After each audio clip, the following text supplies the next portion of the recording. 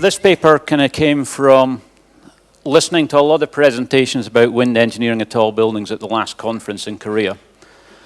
And what I was starting to hear was there was starting to become an increasing sort of orthodoxy about the things that you do with a tall building to make it sort of less sensitive to the wind. And some of them I thought, they're not entirely true. They're not consistent.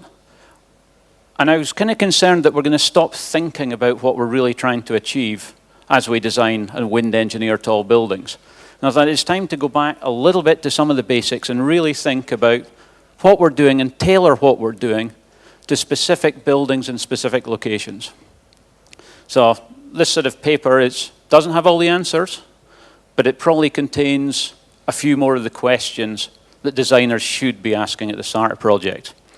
So I've been very lucky to be assisted in all of this by my co-authors, Kurt Strobel, who's done all the clever analysis stuff, and then David Scott, who's been a sort of a great sounding board and a sanity check on some of the structural parts of it. So John Galsworthy very kindly sort of covered a bunch of the basics in his one. So we should be able to sort of whiz through a few of these. So what we've got here is, for the tall buildings, we generally have sort of two types of response that dominate. We've got a long wind, which is a sort of buffeting response, and then we've got the crosswind response, the vortex shedding that John talked about. That's quite interesting. It seems to have tweaked it down there. So if we look at the long wind part, the long wind response is a function of the drag factor, the shape of the building. And these are just some typical drag factors for different shapes. So you can see we've got the wind coming from the left to the right there. There are a range of shapes. So it goes all the way from 0.3, if you've got a nice ellipse oriented correctly into the wind direction, up to as high as 2.2 for a square. The triangle's a nice example because you see it's 2. If it's oriented that way, it's 1.2 that way. So that tells you that if you've got a really strong dominant design wind direction, if you orientate your building correctly, you can drop the load significantly. The other one that John talked about was the crosswind response there. And this is just a sort of a crosswind response coefficient here. This is a reduced velocity, which you'll have seen from John's, which is the velocity, mean velocity divided by natural frequency of the building, multiplied by nominal width. And you can see that you can get a much stronger, as John mentioned, response from a square section with sharp corners than you're going to get from a circular section or something a bit rougher. But even with the square, you start tweaking the corners and you can drop that significantly. So again, it starts to become little things you can do. So here's the Struhel number. So what it's again telling us when we rearrange it is that just altering the building shape, the frequency and the intensity of the vortex shedding can be altered. So far, everything we've seen is stuff that can be controlled by the architect. And we're all bound by what the architect wants. So the outcome of that, here's just some moment plots. There's direction there. There's moment, translation of it, a couple of axes. And this is for sort of an isolated square building chucked out in Saudi Arabia, this one. And what you see is you get these big vortex shedding peaks, 180 degrees out one direction and then 90 degrees out from that about the other axis. So that's most of the time what we're trying to control to reduce that. So one of the classical ones is to taper the building. And here you see nice tapered building that we've talked about to try and reduce and interrupt the coherence of the vortex shedding. This one just for fun, without asking the architect at the time. We actually opened up the refuge floors to see the reduction of that as well. So it's some of the typical stuff we do. The other approaches, which we see a lot, you can see, in case of birch here, you've not just got the taper, but you've got the setbacks, and the shape changes with height. Again, interrupting that sort of vortex shedding. But of course, here we go. You see myself and John, we're thinking the same way at the moment about a lot of stuff. Here's your boundary layer profile. Here's your thunderstorm type profile. All our measurements come down from there at 10 meters. How much conservatism have we got with these super tall buildings? Do we actually need to do all that tapering? Do we need to do that setback if the wind speed is going down there? Look at that. If you go back to the equation, yeah, you actually think, well, that wind speed is reducing the further up, so I actually don't want to make my building narrower because it's going to make it more sensitive. So we saw the thunderstorm there, and the thunderstorm is an interesting thing. So what you get is you get a downdraft of cold air which rolls out round the bottom here. Or you've got it driven along on the front of a storm system, and you can see you get this thing here. And this is where I'm going to digress a little bit from the thrust of the talk, which is about shaping of things, and talk about some other things we ought to be thinking about. Because not only does it have a different profile, but it's rather temporally different as well.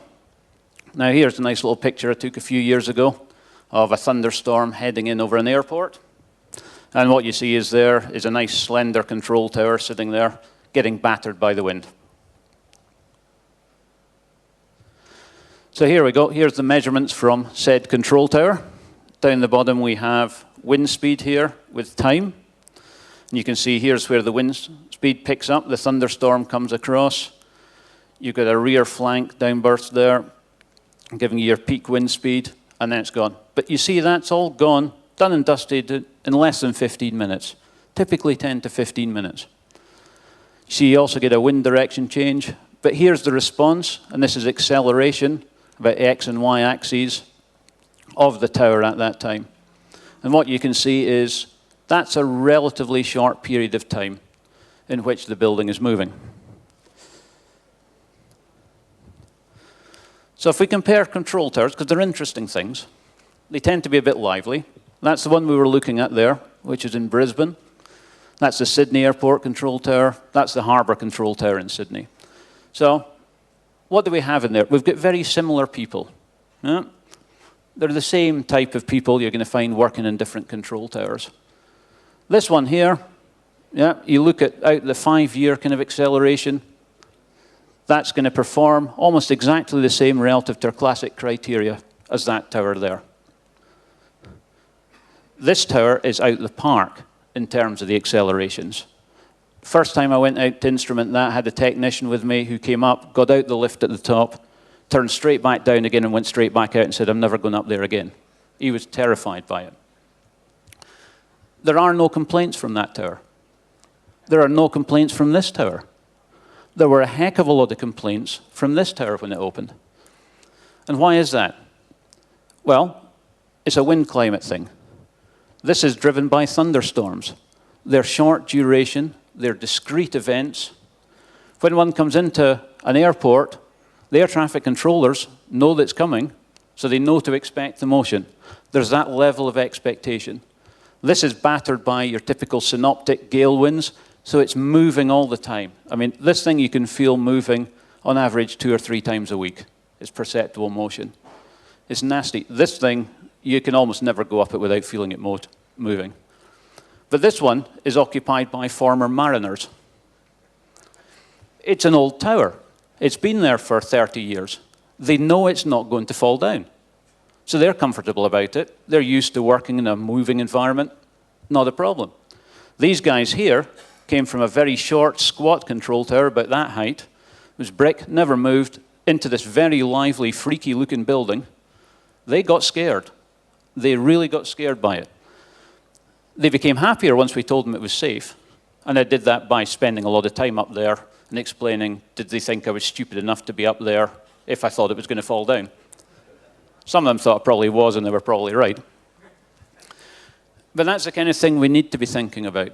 We do have some evidence from the Chicago monitoring project that Professor Kareem and Bill Baker have been involved in, that when the thunderstorms come through there, it actually causes more alarm among some of the building occupants because it's not expected. The first thing they know is they feel it moving.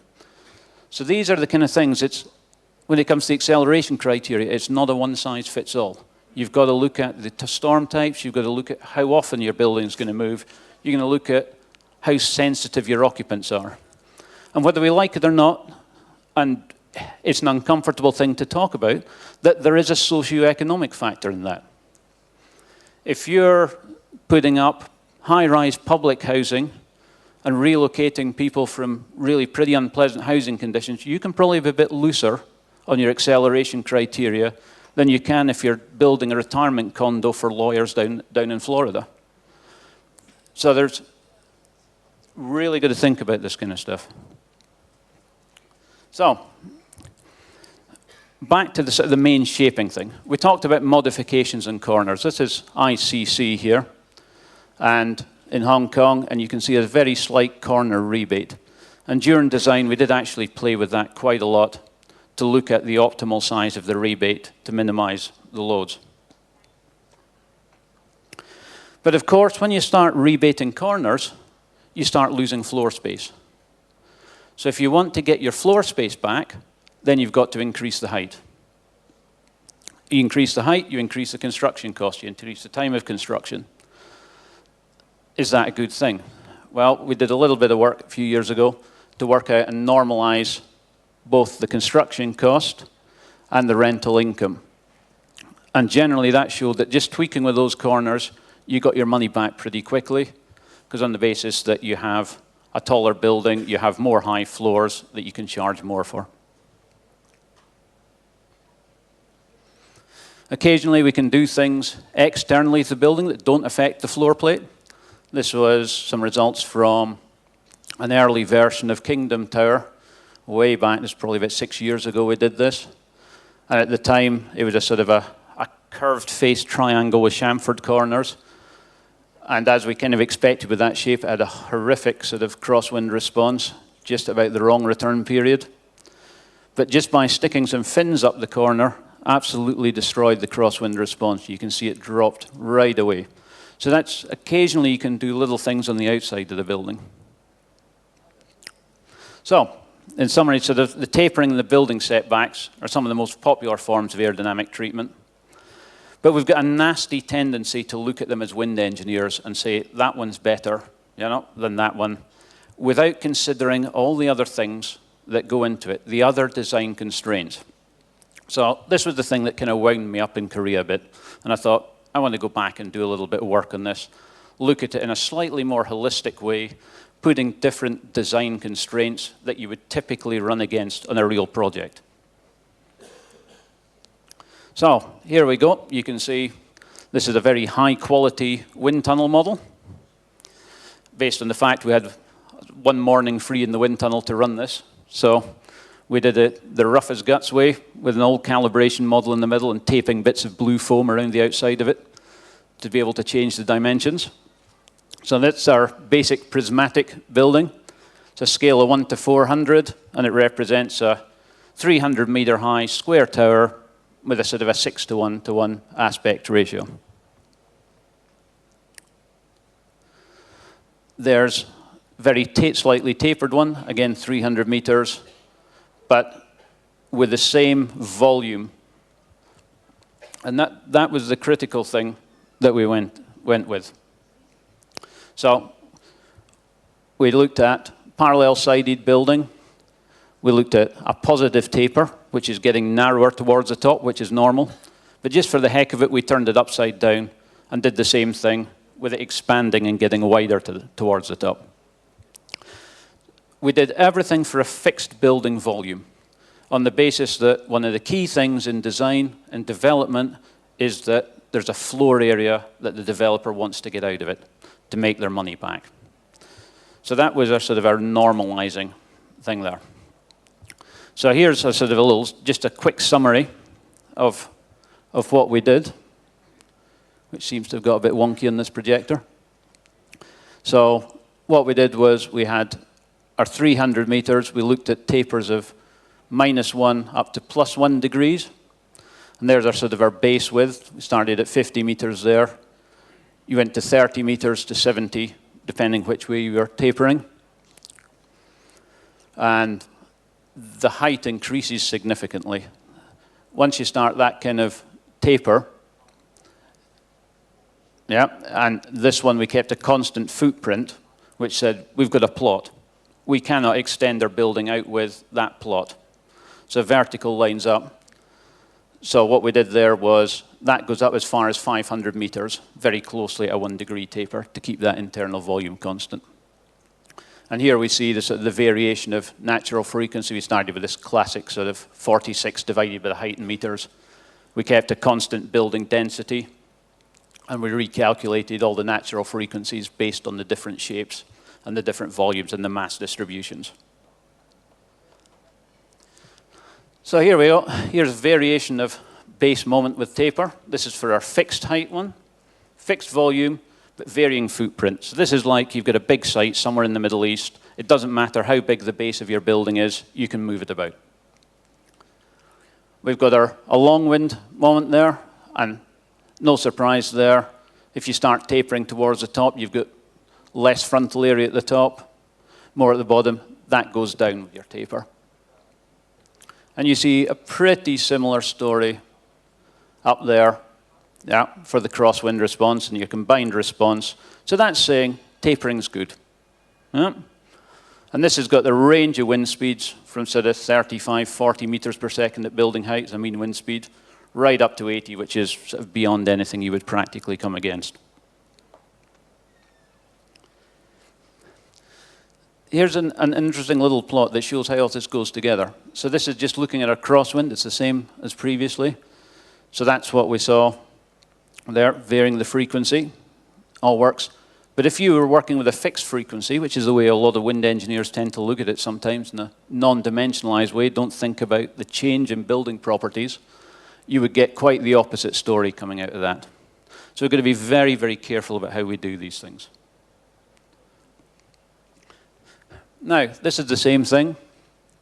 So this is looking at acceleration with the building taper. Look at that. It's going the wrong way. Yeah, your tapering is making your acceleration worse. Why is that? It's because you've made your building narrower at the top. So it gets excited at lower wind speeds. You've got less mass up there. It's easier to move it. Yeah? So we've got to think about where are we, what are we doing, what is our design criteria, what's our limiting thing? Is it the base load we're trying to optimize? Is it deflection? Is it acceleration? Because the answers on what you do with the shaping are very dependent on that.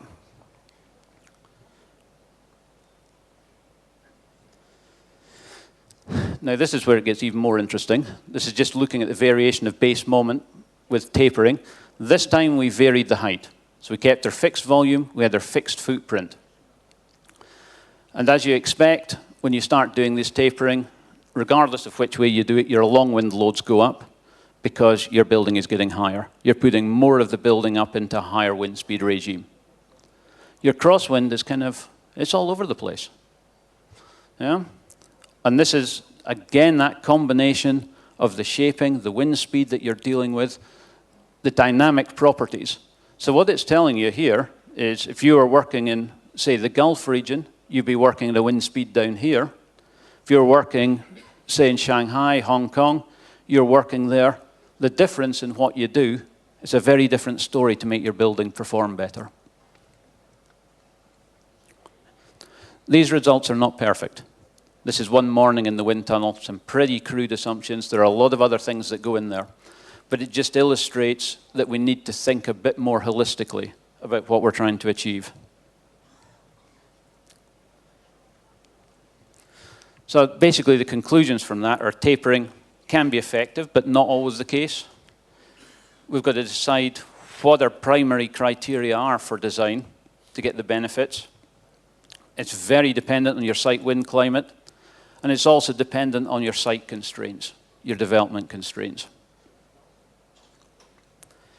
Of course, we were all looking at that in terms of the response to natural frequency. Our predictions are only ever as good as the predicted dynamic properties we get from the structural engineers. And we don't get enough data on that. So we do have some buildings like the Burj where it's instrumented with the instruments you see on the right, and we're learning some long-term data on that. And that's great, but there's not too many of those. But nowadays, it's so easy to get the data. This is my hotel room up here the other night. Came in, it was a bit windy, got the laptop out, put my accelerometer down. I can measure them. It's so easy to do now.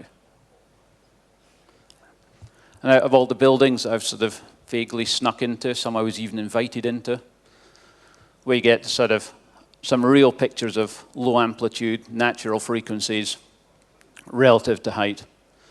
You'll see there's our Jinmao one just there from the other night. This is your classic 46 divided by height in meters curve. There's lots of different curves like that, but that's a nice one that most people know. And you can see most of them fall to the right of there. Yeah? 90% of the time, the properties we get from structural engineers at design fall on the left of that curve, which means probably what we're doing is a little bit conservative in a lot of cases. Now, you'll see that stops at about 828 meters roughly. I do have a point up there. I'd have to kill you if I revealed it, or Ahmad would kill me probably. But I wouldn't possibly be waving the laser pointer around roughly where that might be.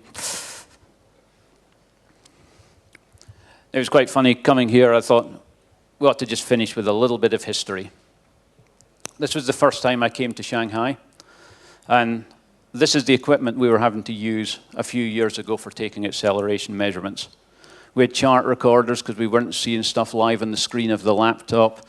We had signal conditioning, filters, amplifiers. That's a bit of work to get that kind of stuff about. But now it's just come down to a little box. It's easy. That picture was actually taken up there. This is the New World Center in Shanghai. And it was taken up there during construction. We're measuring the properties of the masts. And it's the kind of thing I wouldn't do these days, because I climbed up there, up the scaffolding, to take the measurements. That's what it was like looking down. So climbed all the way up the scaffolding. These are the lengths we sometimes go to for field data. And yeah, I'm kind of hoping that this afternoon's site visits could be almost as exciting and dangerous as my last ones over here. So with that, I'll wrap it up. I hope the translators could understand my very bad Scottish accent well enough. I'd like to thank, actually, Dr. Dejang Chen, who's sitting here in the front row, who's my colleague, who kindly translated all the Chinese that you saw in there. Although, based on the fact I work with him every day, I am a little bit disturbed to see he's been using the translation service for me back into Chinese. So, thank you very much.